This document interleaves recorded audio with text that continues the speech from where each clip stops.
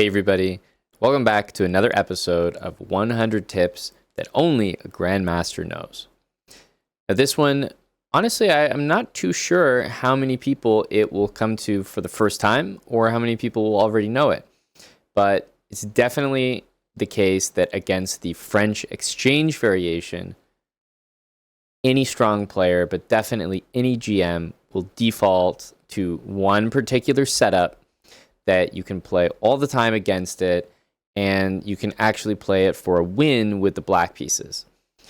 If there's any French defense players out there that kind of feel like you just can't play for a win when people play the exchange on you, or you just immediately check out, like super bored, don't even want to play the game, or if you're playing a lower rated player and they decide to take because they just want it to be drawish and you just get into some symmetrical game and have trouble winning, then this is definitely the video for you. When you think of the French exchange, I think basically what comes to mind is something like this. And it's not that interesting. You know, everybody just kind of does something like this, and, you know, black's one move behind. It's not really a big deal. So eventually you trade everything, it becomes very equal, and that's that. But that's not how you have to play against the French exchange all the time. So a lot of people are going to be playing this with white. They could be lower rated. They could actually want to play this position. Or most commonly, they're a low rated player that doesn't know much theory, and they see a pawn, they take a pawn. And it looks simple. So a lot of people take. Probably, you know, once you get to like a 1800 level, you don't see this move very much. But believe me, I've played my good share of games against low-rated players, some viewers on my channel, and people will take from time to time. And you always have to have a weapon ready. So let's take a look at what that is. It looks something like this. And what we're going to get into is this move, knight c6. So white could start with knight f3 or bishop d3, but the bottom line is with black, after you take back in the exchange, knight c6 is your move. So knight c6 does a few things, and the reaction to this is almost always identical. First of all, white is ready to autopilot knight f3, bishop d3, and castle, just about 95% of the games. So knight c6 hits the pawn. It can be defended with the knight, or white can play c3. It doesn't matter. We'll probably get this. And white may play c3 now, might play it later, it doesn't matter. But white is very tempted to play c3 because it guards the pawn. First of all, it's a good move. It also stops knight b4. And in general, the pawn on c3 is fantastic against the knight on c6. Knight on c6 is unusual. Normally, I would never recommend to play a move like that. You'd want to play c6 or maybe even c5. Knight c6 is very unusual, and it's because we're going for a specific setup.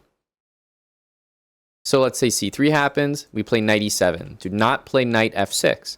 Knight f6 will just, you know, kind of go into the exact same things that I showed you in the very first example. A very symmetrical position. Knight e7. This is important. Bishop g5 gets met by f6. Okay? f6 is a move we want to play even if the bishop doesn't get to g5. So talking about where all the pieces go, f6, the bishop comes out to either g4 or to f5. The queen goes to d7, and our king can castle in both directions. So I like to just find out what my opponent's setup is going to be, whether or not they charge the pawns down the board, because if they do this, I can just castle kingside, and then there's a lot of weaknesses. If I'm playing a stronger player, I'm most likely going to go for some plan with bishop f5 and queen d7 and maybe short castle, a bit safer, but still, I'm executing this nice plan of trading light squared bishops, and then the remaining pawn structure is not that great for the dark squared bishop. Or if I'm playing a low rated player, and this is exactly what I mentioned at the start, if you're feeling bored against this opening, feeling it's too symmetrical, too drawish, you're playing a low rated player, you need to play for a win, this is what I mean. You can develop your bishop and castle long, and I really, really like this approach. So after knight e7, white might do something like this, and now it's up to us. We can go bishop f5 and play something like this. Even if we get checked, happy to go back. f6, queen d7, and we can still bring our king to either side. f6 is really important because we control the e5 square. And this knight, if it can't jump there, it's honestly not that much else that can happen. The bishop won't have access to those two squares. The knight won't have access. There's not much that white can do in this position. So that's available, but I like bishop g4, and a really normal way that the game may develop is something like this. Might play h3, we can just drop the bishop back, and we want to long castle. So for example, something like this. It doesn't have to always be these exact moves. You can play it by ear. Another nice idea once you castle is knight g6, knight h4 sometimes. Definitely want to get these pawns going. Sometimes when we get attacked, it's nicer to just go back to f5. I mean, this is really comfortable as well. And we're still ready to castle in either direction. But sometimes a very aggressive game might look something like this.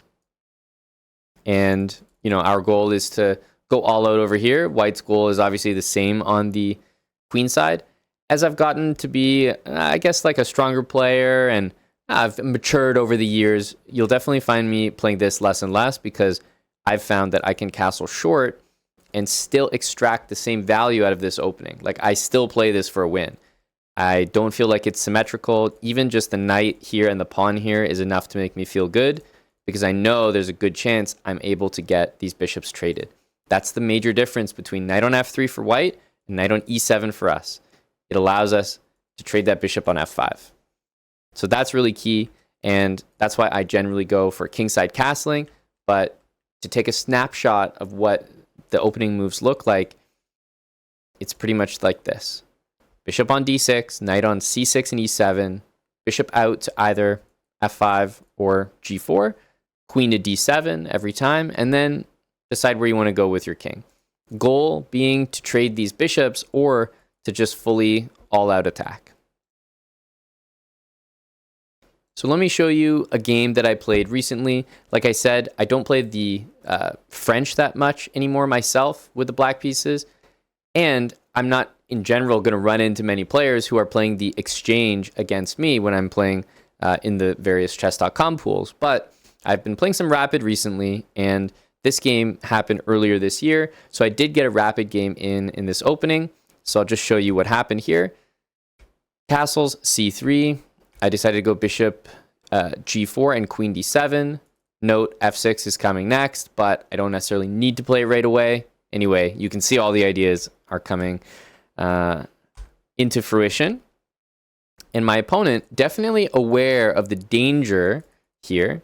You know, he's a strong player, 2200 rapid. He's probably aware that long castling is a serious idea because, well, even if he doesn't know about what I've shared with you this video, he can see that I'm developing in a way and delaying kingside castling so much, you can only assume long castling is coming. But after seeing b4 and a4, I'm not a fool. I'm not going to castle into that.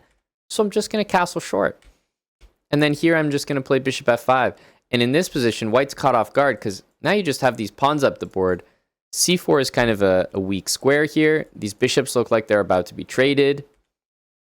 And the way the game went, I got a very nice outpost on c4.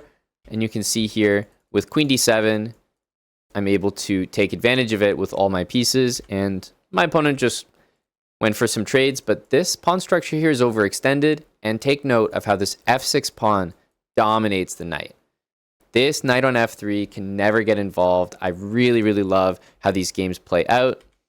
I go knight d6 here, and I'm really just enjoying that this knight is going nowhere, and my two knights are on that square. And after the move c6, I went on to win a really nice sort of positional endgame here with a couple weak pawns for white, clear squares for my pieces, and the knight on d6 just so well placed. Pawn on f6 watching the knight on f3. These are all the themes that you can expect from this opening. So way back at the beginning, and this game was, you know, it was much longer in the conversion phase of this game, but honestly from here is a pretty serious advantage for black.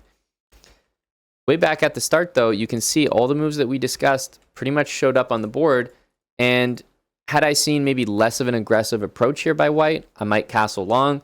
Truthfully, castling short is safer and better objectively, but depending on the type of opponent I'm playing and the type of setup that they're playing, I might decide to castle long. So the option is totally yours. It's there for you. But I want to make sure that, first of all, if you're up against people, if you play the French, you're up against people that play the exchange, you have to know this. And if any, strong GM happened to play the French or was forced into a position where someone played the exchange French against them, I guarantee you their first instinct would be to go for a setup that looks something like this. So the very unusual knight c6 to hit the d-pawn, hopefully get your opponent to play c3, knight f3, and you just go for this setup. Very important to remember is the knights go on c6 and e7. That's the key, because if your knight goes on f6, well, you don't really get to control the f5 square. The rook e1 move is just going to hurt. And knight e5 hits like a truck. So knight e7 is important. You can sit there in this pin all day. It doesn't really matter. It's very, very well defended. And this f6 pawn keeps the knight, keeps the bishop out of the important squares.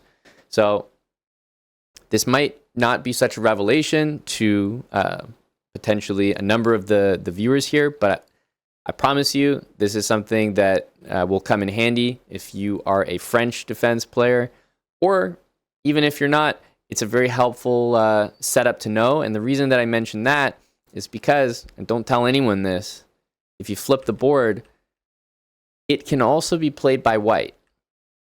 So let's say in this position, as white, if I played bishop d3, black plays knight f6, autopilot, what I might do now is I might do the exact same type of thing. So I can go knight e2, I can go knight c3, I can go bishop f4 or g5, queen d2, f3. I think you get the point. The exact same moves apply. So a lot of times, if I'm playing a strong player, they play the French exchange, I go for that setup, they might go for that setup as well. Who knows? But the setup works for both colors. So in case you play the French as white, this could be a good weapon for you as well. But mainly, I'm here to let you know and recommend it to all the French defense players who are facing the annoying exchange French and think, oh, what's the point? Just boring, symmetrical, drawish game. Well, no, it's not, because of this setup right here. So, hope you learned something. And again, I'll see you guys in the next episode in this series. Bye for now.